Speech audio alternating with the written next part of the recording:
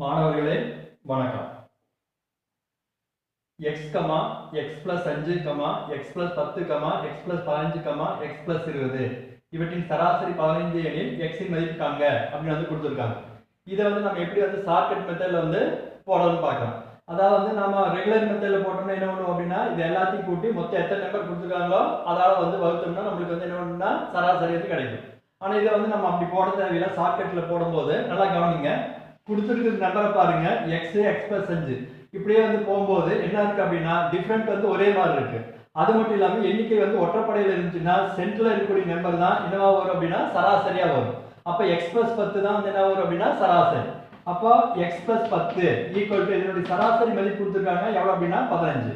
இப்போ x உடைய மதிப்பு வேணும் அப்படின்னா 15 இந்த பிளஸ் 10 இந்த பரஞ்சு என்ன ஆகும் அப்படின்னா -10.